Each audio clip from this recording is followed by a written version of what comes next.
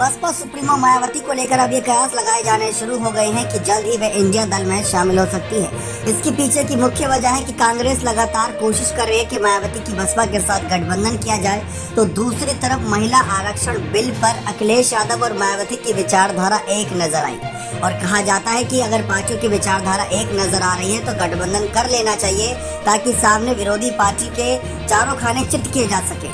इन्हीं सब के बीच अब मायावती और सपा सुप्रीमो अखिलेश यादव का भी कुछ बड़े बयान सामने आए, जहां पर सपा ने कहा कि महिला आरक्षण की बात करते हुए कि ओबीसी महिलाओं के लिए भी कोटा निर्धारित करने की बात कही, तो वहीं दूसरी तरफ बसपा सुप्रीमो मायावती भी ऐसी ही मांग करते हुए दिखाई दी। मायावती ने कहा कि हमारी पार्टी इस बिल का समर्थन करेगी, लेकिन इसमें SC ST महिलाओं के साथ ओबीसी महिलाओं को भी आरक्षण मिलना चाहिए। उन्होंने कहा कि इसे पहले से निर्धारित कोटे में शामिल नहीं किया जाना चाहिए, ऐसी मांग यहाँ पर मायावती ने रखी। लेकिन इन्हीं सब के बीच सोशल मीडिया पर ये कयास लगने शुरू हो गए कि अगर सपा और बसपा की विचारधारा एक है तो अलग क्यों हुए।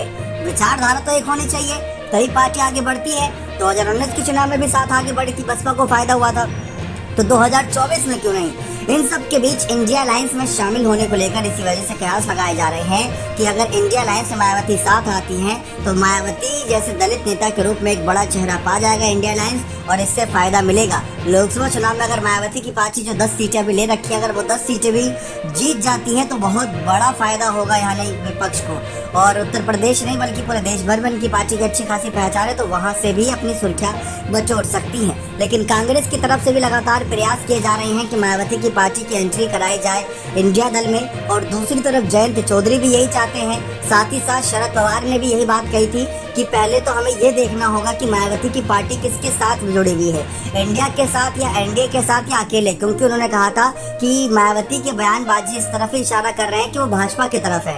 और दूसरी तरफ लालू यादव ने ये कहा था कि मायावती यानी बहन जी के बारे में ज्यादा कुछ कहना नहीं चाहेंगे, क्योंकि उन्होंने इंडिया दल में शामिल होने का न्योता मायावती को दिया ही नहीं। लेकिन इंडिया दल में शामिल होने का न्योता तो हर किसी को दिया नहीं, और कोई एक पार्टी तो इंडिया दल चला नहीं रही जो कोई फिक्स करेगा कि कौन पार्टी शामिल होगी कौन नहीं। ये इंडिया दल सभी अलायंस विपक्षी पार्टियों का है, जो भी गैर भाजपाई पार्टी है वो इस दल में शामिल हो सकती है, और बसपा भी गैर भाजपाई आती है।